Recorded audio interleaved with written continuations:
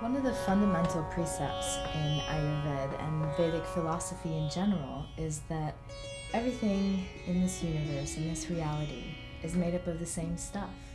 So the glass here on the table, the silk that makes up this fabric, the chair, the sun, everything in the universe is composed of the same stuff.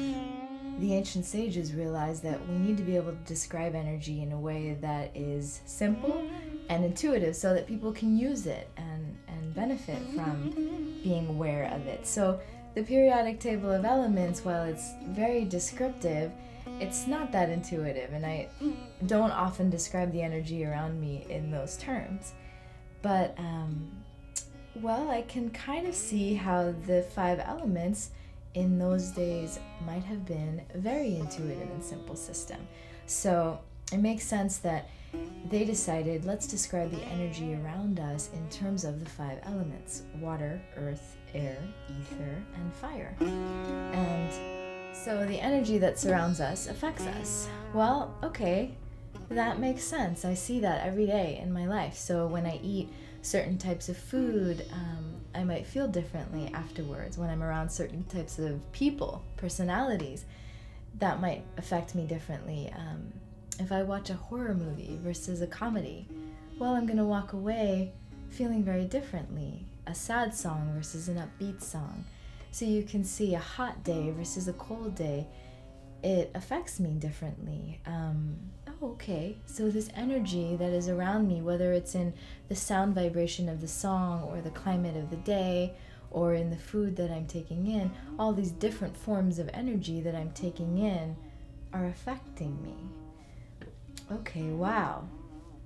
So the energy that surrounds me is being incorporated into my being, is affecting me. Well, the energy that surrounds me is, in essence, my choice. It is my lifestyle and my habits. So my lifestyle, my habits, my choices are, okay, that's what's determining the energy that surrounds me. And then that is determining the energy that I'm incorporating and how I'm feeling. And another way of saying that is my state of balance, or more simply, my state of health. One of the greatest differences between Eastern and Western philosophies on health and science in general is that in many of the Eastern philosophies, including Ayurveda, of course, is the thought that we're all unique. Each one of us is a unique manifestation of these primal energies, Vata, Pitta, and Kapha. Whereas in Western science, we are all part of the same species, so we are all the same. Well, how are we unique? Well, I know that one day to the next is different, right? There might be a little bit more wind, a little bit more water, a little bit more fire, sun energy. In the same way, the different herbs and spices that we might use in our food might be different. One might have more fire, might be really spicy. One might have more earth, be kind of earthy tasting even. So just the same way, each one of us is different in our ratio of Vata, Pitta, and Kapha. So you can imagine if you had 3 barrels, one for Vata, Pitta, and Kapha, when you were conceived, it's almost as though mom went in and poured whatever she had of each of those 3 doshas into the 3 barrels. And then dad came along and he poured into the barrels how much Vata, Pitta, and Kapha he had at that moment in time.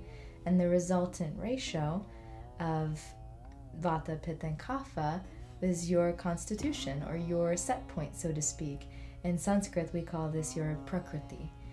So now you go through the rest of your life continuing to fill those barrels because you're just taking in energy through your diet, through the people that surround you, through the climate that you live in, the type of music you listen to, all of it, the type of work you do even. And in essence, we are the accumulated effect of our experiences, right? Walking around. So where I am today, right now, at this moment in time, how full my barrels are and where the ratio is, that is my current state of affairs, or my Vikriti. And now you can imagine that I can almost superimpose the levels of my Vikriti to my Prakriti and see, whoa, what's happening with the ratio? Do I have too much of something, or maybe not enough of an energy that is where my set point likes to be? So that's kind of where we start figuring out how can you adjust your lifestyle, how can you adjust your habits, and start to bring in energy that is going to keep you at a ratio of these energies in your life that is good for you. And that's going to be completely different from somebody else. When I first began incorporating Ayurveda into my life, I thought, oh great, I can start using natural things instead of pharmaceuticals to heal myself. I can use foods and herbs and yoga, and I was excited about that. And it's actually not what the Ayurvedic process is about at all. Now, from where I stand, I can see that the Ayurvedic process is really about getting back in touch with your true nature as spirit. So, well, what does that mean? Well, a lot of us already believe that we are mind, body, and spirit, so to speak, and yet it's difficult to live in a way that acknowledges that. And so when I think about the Ayurvedic process, I think that it's really about learning to know yourself, learning to become aware of how you are affected by the energy that surrounds you.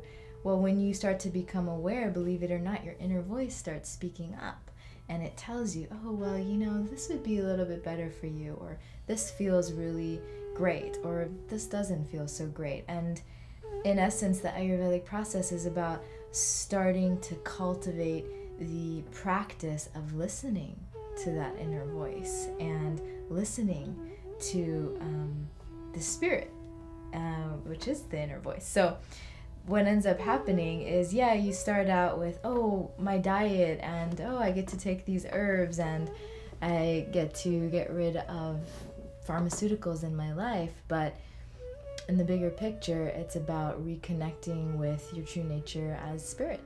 This process starts out as a language. You learn Vata, Pitta, Kapha, you learn the qualities, and then as you start to actually apply Ayurveda in your life, this language, it turns into an awareness.